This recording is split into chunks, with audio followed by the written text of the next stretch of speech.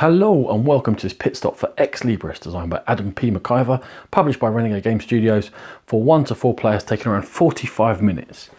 In Ex Libris, players are going to be competing to form the best library, formed off book cards. Now, book cards have books on them, one of 6 different varieties. They also have a letter on them and a number within that letter, which is going to help you to order them correctly when it comes to scoring. The game is a worker placement game.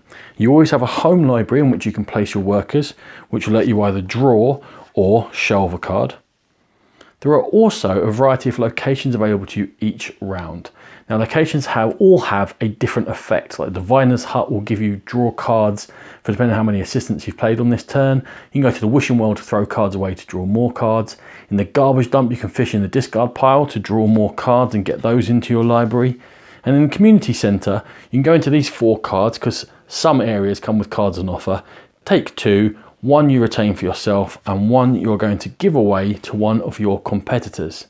And each turn, whichever is the lowest number, and it's always the Diviner's Hut to start with, location has become a permanent location, and the others are going to be discarded, and 4 new ones will come into play. And they all have a variety of effects, like the Gambling Den, where you can go in there and you can reveal 4 cards from the deck, having named a category, and whoever named the category that's most popular gets to keep them.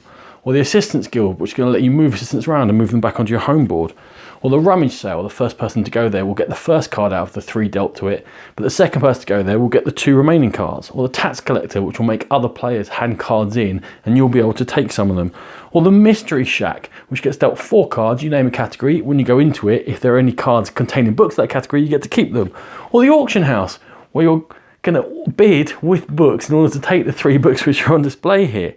Or the Donation Centre, where you can throw away cards in order to shelve more cards into your library. Now, why are you doing all this? Well, obviously to score points. And there are lots of ways of scoring points, which is why we have this official library inspection form. First of all, you're going to go through your library, you're going to check that everything is in alphabetical order. And those cards which aren't in alphabetical order are going to get turned over and they will not score anything for you. Then you're going to score 1 point for each book in each of its categories, apart from one of the categories, because that has been made a banned book, and that will not score you any points. In fact, it's going to cost you points later on during the scoring. We're going to survey shelf stability bonuses. You want a stable rectangle of up to 3 levels, and that will get you a little bit of a bonus. Then we're going to look for prominent works, because at the beginning of the game, one type of the 6 types of books is going to be called a prominent works, and whoever's got the most of them is going to score 15 points, second 9 and third 4. We're going to assign these ban put penalties now. For in this case, the corrupted codices. Here I've got 1, 2, 3, 4, 5, 6, 7 of them. That's going to cost me 7 points. Then we're going to assess categorical variety bonuses, which is Knizia scoring, if you like. Whichever coloured book you have the fewest off, in this case it's green, I've got Almost Never Say Never here. That is only going to score me 3 points because I've only got 1 off my smallest category. Then, as well as having prominent works and banned books, each player has got a focus for their library, and you'll score extra for all the books you've been able to collect of that type, in this case 3.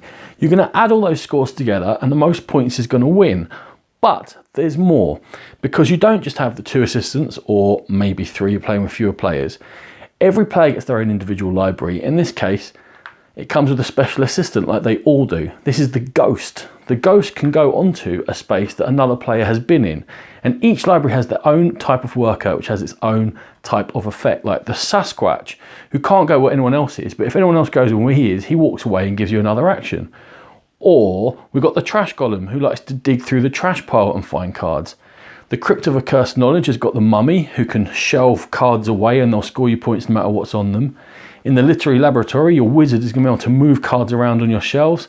The Igloo of Information has the Snowman, and no one else can go where the Snowman is. The Clockwork Athenaeum has got the Automaton, who gets extra points and actions whenever anyone else goes where they are.